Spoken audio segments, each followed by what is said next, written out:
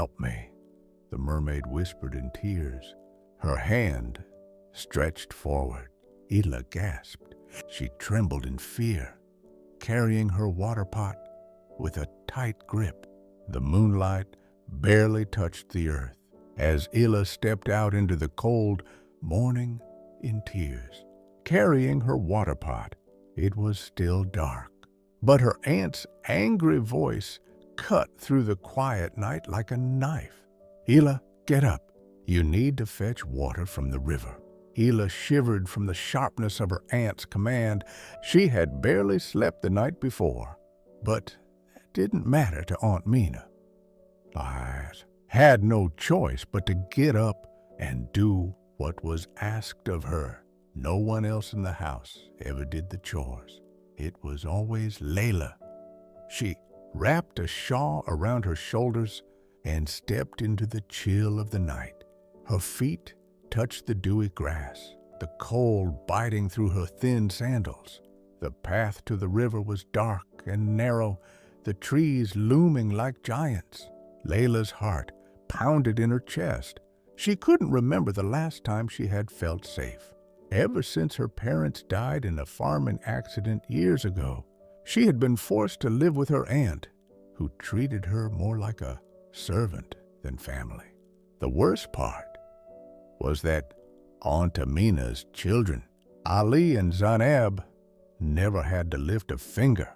Layla did it all, tears welding her eyes, but she wiped them away before they could fall. She hated feeling weak. She hated the loneliness. But tonight would be different. As she walked down the path, something strange tugged at her. A sensation like the air around her had shifted. She stopped in her tracks. The wind was eerily still, and the only sound was the soft rustling of the leaves ahead. Then, out of nowhere, a faint voice broke through the silence. "Help me! Please help me!" Ela froze. Her breath caught in her throat. She looked around, scanning the darkness. Her heart beat faster. The voice sounded so real, but who could it be? Who else was out there in the middle of the night? The sound came again. "Help me." It was a whisper, but Ela heard it clearly. She turned her head slowly, her eyes wide with fear, and there, lying by the riverbank, was something that made her blood run cold. A figure? A person? No, not a person. A mermaid! Layla gasped, her hand flying to her mouth. She had heard the stories, the legends that spoke of beautiful, dangerous creatures living beneath the water, but never had she imagined one would be right in front of her. The mermaid's tail shimmered under the pale light of the moon, and her long dark hair spread out like a veil on the wet ground. But something was wrong. The mermaid was trembling, her body bruised. Her arm was outstretched toward Layla, and her lips moved weakly. "Help me," she whispered again. Ela's legs felt like jelly. She should run. She should leave and get back to the safety of her aunt's house. But her feet were frozen in place. Something deep inside her refused to leave the mermaid like this. The mermaid's eyes opened slowly, locking onto Layla's. They were filled with pain, but there was something else, too. Fear. Before Layla could react, the faint sound of men's voices filled the air. "The mermaid can't get away," one voice said. "She's wounded. Find her before she escapes." Layla's heart skipped a beat. Men, the mermaid wasn't just hurt. She was being hunted. She looked back at the mermaid, her chest tightening. The creatures in the stories were dangerous, but these men were hunting this one. They couldn't let her get away. They would kill her. Without thinking, Ela ran toward the riverbank, her legs moving before her mind could catch up. She dropped her water pot, her hand shaking as she knelt beside the mermaid. "Hold on!" Illa whispered, barely knowing what she was doing. She tried to lift the mermaid, but her body was heavy. The mermaid groaned in pain, her tail flicking weakly. Illa's mind raced. She couldn't just leave her here. She had to help. Hearing the men drawing closer, Illa pushed herself up, wrapping one arm around the mermaid's fragile body. Her heart pounded in her chest. Each step feeling like 1,000 miles. She stumbled, but she kept going, knowing the men were right behind her. She wasn't sure how long she had to get away, but she didn't stop running. She ran off the path into the thick bushes, her feet catching on roots and rocks. Finally, she found a large tree with thick branches that could hide them both. She dragged the mermaid behind it and ducked down, praying that the men wouldn't find them. The mermaid's breathing was shallow and her skin was still ice cold. Illa could hear the men shouting, getting closer, but she dared not move. She pressed herself against the tree, her heart racing. The men's voices grew louder, their torchlights flashing from afar. She's here somewhere. She can't be far. Illa squeezed her eyes shut. She held her breath, her body tense with fear. The mermaid's groans were soft, but Illa quickly pressed her hand over her mouth, desperate to keep her quiet. If they were discovered, it would be over. "That's where is she?" One of the men shouted. She couldn't have gone far. Layla's pulse racing her ears. The men were so close. Any second now, they would see her.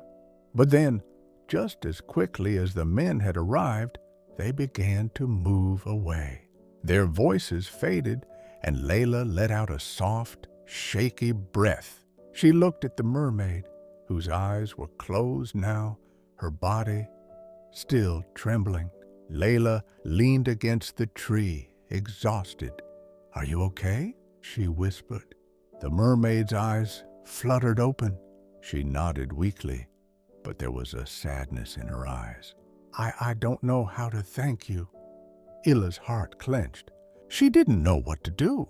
What if the men came back?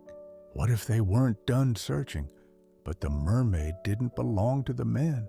She didn't deserve to be hunted like an animal. Illa stayed silent for a long time, not knowing what the next step would be.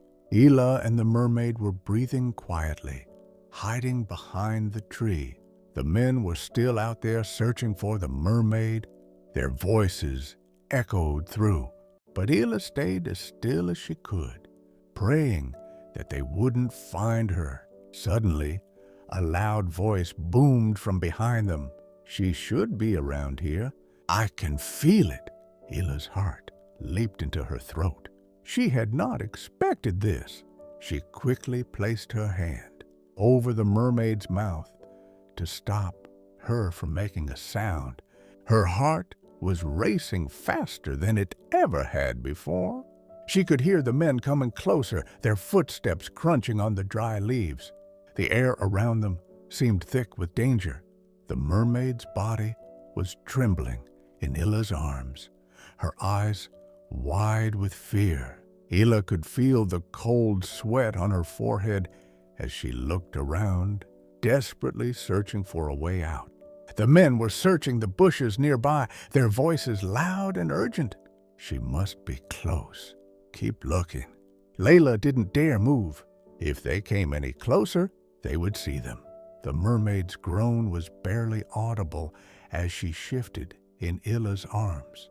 Illa squeezed her eyes shut, wishing with all her might that the men would go away. But luck was on their side. After a few tense moments, the men seemed to lose interest. One of them shouted, "She's not here. Let's go back to the river quickly. She can't hide for long. We'll surely find her." Their voices slowly faded as they walked deeper into the forest. Illa let out a long, silent breath. Her hands were still shaking as she looked at the mermaid. They were safe, at least for now. The mermaid's eyes met hers, and she gave a weak smile, her face filled with gratitude. "Thank you," she whispered softly. "You saved me." Illa didn't answer. She was too scared to say anything. All she could think about was getting away from the men and getting the mermaid somewhere safe. Illa carefully helped the mermaid up, supporting her as she tried to stand. The mermaid's body was still weak, her tail barely able to move, but she nodded at Illa, signaling she was ready. Without a word, Illa turned and led the mermaid down a narrow path through the bushes, avoiding the main road that led to her house. She had to be careful. But for now, she could only stay hidden and hope that the dangers outside would stay away. Just a few minutes later, a new sound reached her ears. It was the familiar voice of her aunt, Aunt Amina. Illa froze, her heart racing in her chest. She knew that voice all too well, and she knew it wasn't good. Aunt Amina stepped outside of her hut, looking frustrated. She was muttering to herself, her face twisted in anger. "Layla left here since 3 ampers. Amontina grumbled, looking down the path toward the river. "And she's still not back. I will deal with her today. I'll make sure she drinks all the water in that pot when she gets back here. She's been gone too long." Illa's breath caught her throat. She could feel her legs shaking as she crouched behind the door, trying to stay as quiet as possible. She dared not move. She had to stay hidden. Her aunt's anger was never gentle. If Aunt Amina found her now, she didn't know what might happen. Aunt Amina, still grumbling under her breath, went to a wooden chair that sat just outside her hut. She picked it up roughly, the wood creaking under her weight, and sat down. She held a cane tightly in her hands. Her eyes narrowed as she stared into the distance, waiting for Illa's return. Illa's eyes widened in fear. Her aunt's anger was terrifying, and the thought of her coming to the hut to check on her was enough to make Layla's heart race. She was trapped as Illa remained hidden behind the door. She heard Aunt Amina continue to complain loudly to herself. She thinks she can do whatever she wants. No respect. I'll teach her today, Aunt Amina muttered, shaking her head. I can't believe she's not back yet. Illa's nerves were on edge. She dared not move a muscle for fear that her aunt might hear her. She peered through the small crack in the door to see her aunt sitting with a cane. Still angry, Illa knew she had to be careful. Every second felt like an eternity. It was then that Illa heard footsteps approaching. Someone was walking toward the house, and Illa's heart skipped a beat. It was Ali and Amina's son. He had just woken up, and when he saw his mother sitting outside with a cane, he walked over to her. His face was groggy, still half asleep, but he had a look of concern as he approached. "Mama, what's going on?" Ali asked, rubbing his eyes. Aunt Amina sighed, her face still twisted with frustration. "That girl hasn't come back since 3 amperes. I sent her to the river to get water, but she's still not back. I swear, she's acting like she's too good for this house." Ali looked at his mother, confused. "She's not back yet." "No, and I'm sick of it. Maybe it's better if she just goes missing for good." "She's a burden on this house," Aunt Mina said, her voice harsh. Ali frowned but didn't say anything. He turned around and started walking toward the river, wanting to check for himself. He returned a few minutes later, holding Illa's water pot. "I didn't see her at the river," he said, his face blank. "But I found her water pot lying on the ground." Aunt Mina's face twisted in anger once more as she stood up. She's probably off somewhere with that boy from the village. I'm tired of this nonsense." She shook her head in disbelief. "It's better if she's gone. I don't need her here anyway." Hila's heart sank when she heard this. She had hoped that her aunt would be more worried, but instead, she was just angry. Hila felt a lump in her throat. If her aunt found out what she had been doing, it would be even worse.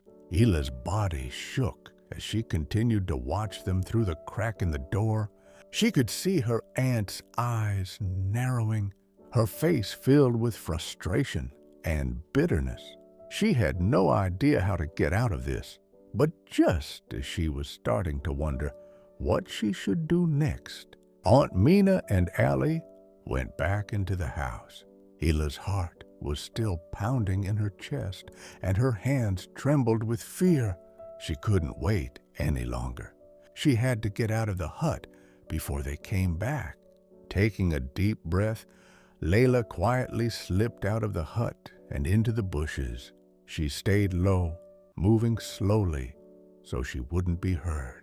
Her heart beat loudly in her chest, but she couldn't let fear stop her now. She had to find a way to protect the mermaid and herself. But as Layla was creeping through the bushes, she suddenly heard a sharp voice behind her. "Where do you think you're going, Hila?" Hila froze. It was Aunt Amina. She had been caught. Her aunt's voice was full of rage, and Hila turned around slowly, her body trembling. There was no way out now. She had been found. Aunt Amina's face was red with anger. She held the cane tightly in her hand, her eyes filled with fury. "Where have you been?" Aunt Amina demanded. "You think I wouldn't notice you sneaking around, huh? Answer me. Where have you been?" Layla couldn't speak. The words wouldn't come. She opened her mouth, but nothing came out. Her throat was tight with fear, and her legs felt weak beneath her. Aunt Amina raised the cane, and before Hila could say anything, the first strike came down on her back. The pain was sharp, and Hila gasped, but she didn't dare cry out. She had learned long ago that showing weakness only made things worse. "You think you can just leave in the middle of the night? You think I wouldn't notice?" Aunt Tina's voice was cold and full of hatred as she struck again. Hila's back burned with each hit, but she stayed silent, her body shaking. She couldn't say a word. If she spoke, it would only make her aunt angrier. The cane came down again and again, each blow making Layla feel smaller, weaker, more helpless. Her body was aching, but she didn't dare try to run. She didn't know where she could go. Finally, after what seemed like an eternity, Aunt Amina stopped, panting with anger. She glared at Hila, her eyes filled with disgust. "Next time you think about running away, think again." Aunt Amina spat, turning her back on Hila. "You belong here, and you will do as you told." Hila stood there, her body trembling from the pain. Tears filled her eyes, but she quickly wiped them away. She couldn't let her aunt see her cry. But as Aunt Amina disappeared back into the house, Layla stumbled back to the old hut, her heart heavy with fear and pain. Hila sat in the old hut, crying quietly as pain from her arms, beating, surged through her body. The mermaid, who had been lying quietly beside her, gently touched Layla's shoulder. "I'm so sorry you had to go through all of that because of me," the mermaid whispered softly. Hila shook her head, tears still running down her cheeks. "Ikaw, abidaw, it's not your fault," she whispered back. But deep down, she felt the weight of her actions. She had gotten herself into something bigger than she could handle. Suddenly, the door of the hut creaked open and Layla froze. Her heart pounded in her chest and her breath caught in her throat. She quickly wiped her tears away and tried to hide her face, but it was too late. Ali, Aunt Amina's son, stepped inside, rubbing his eyes as he looked around the dimly lit hut. He had no idea what he was about to see. When his eyes finally landed on the mermaid, his jaw dropped and he gasped loudly, nearly passing out from shock. His body trembled and he stumbled backward, his eyes wide with fear. Ila's heart skipped a beat as she saw the shock in his face. She quickly ran over to him and grabbed his shirt, holding on to him tightly. "Please, Ali," she begged, her voice trembling. "Don't tell your mother. Please, I beg you. You can't tell her about the mermaid. Let's be." Ali stood frozen for a moment, still staring at the mermaid with wide eyes. He was shaking, clearly terrified. How could there be a real mermaid sitting right in front of him? How had it come here? "A mermaid?" he whispered, his voice shaking. "How did she get here? How?" Layla's eyes filled with tears again. She didn't know how to explain everything, but she had to try. She took a deep breath and spoke slowly. "I found her by the river," Ila explained. "The men were after her, and I couldn't just leave her there. She's been running away from them." Ali took a step closer, his face full of confusion and curiosity. "But why didn't she just escape into the river when the men were after her?" he asked, his voice shaking. Layla turned to look at the mermaid, who seemed to be growing weaker as she lay on the floor. The mermaid's eyes met hers, and she sighed softly. "I was chased away from home," the mermaid said softly. "I refused to marry the prince, and his father, the king, became angry. He forced me to leave my home, and I've been running ever since." Isla and Ali both stared at her in surprise. "Why didn't you want to marry him?" Ali asked, his curiosity getting the better of him. The mermaid looked at him with a pained expression. "If I must marry him, I will have to stay in the palace forever. And I'm someone who likes to visit different places, see the world. I swore I would never marry him. I can't stay there. So now I guess I'll just have to return and marry him." Hila's heart sank as she listened to the mermaid's story. She couldn't understand why anyone would force someone into a marriage they didn't want. The mermaid had a right to be free, to make her own choices, but it seemed like there was no way to escape her fate. "Please," the mermaid said, her voice weak, "can you help me get back home? I don't know how to get there on my own." Layla felt conflicted. She had already risked so much for the mermaid, and now she was asking for even more help. Ila was scared. What if helping the mermaid led to even more trouble? But then she thought of the pain the mermaid was in and how much she had suffered. How could she turn her back on someone who needed her? Ali turned to Ila, his face filled with uncertainty. He wasn't sure what to do either, but he knew one thing. They had to make a decision. "If we help you," Ali asked, looking at the mermaid, "what will you give us?" The mermaid's eyes glistened with gratitude. "I will give you whatever you want, anything. Just please help me get back home." Layla's heart was heavy with fear, but she knew they had to do something. "Please don't tell your mother, Ali," she said, tears streaming down her face. "She will never forgive me if she finds out." Ali looked at Ila for a moment, then nodded. "I swear I won't tell her, but I'll help you get her home."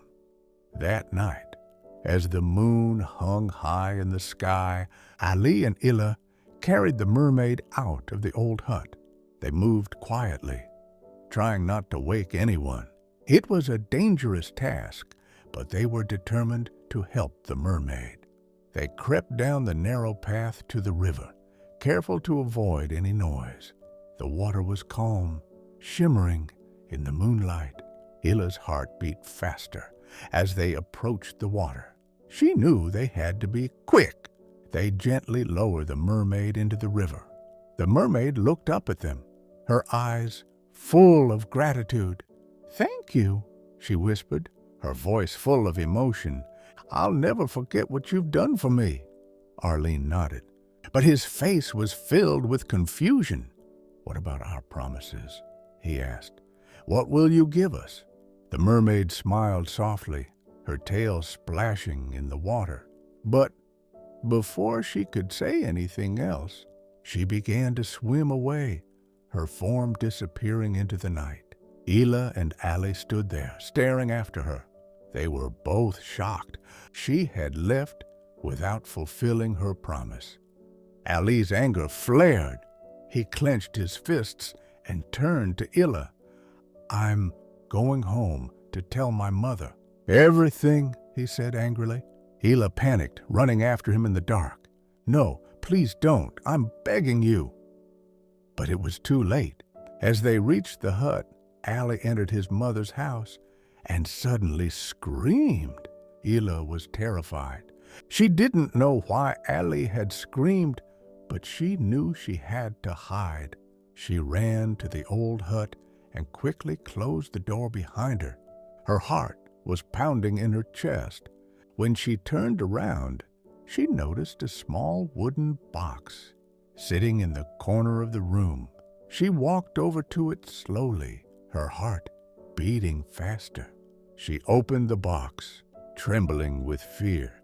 Inside, she found precious stones and beads, beautiful, colorful jewels that sparkled in the dim light. Then Layla noticed something familiar. In the corner of the box, there was a bead. It was the same bead the mermaid had worn around her neck. Layla's heart skipped a beat. She knew it was from the mermaid. She picked up the box, her hands shaking. She had no idea what to do, but she knew one thing. She couldn't stay here anymore. This place, this life, it wasn't for her. Hila grabbed the box and ran far away from her aunt's house, far from the village. She found a quiet spot and built a home for herself. After selling some of the precious stones, with the precious stones and beads, she was able to live comfortably, and for the first time in her life, she felt free. She lived peacefully in her new home, far from her aunt, far from the pain. Hila never forgot the mermaid, but she knew that by helping her, she had found her own freedom, and that was the greatest gift of all.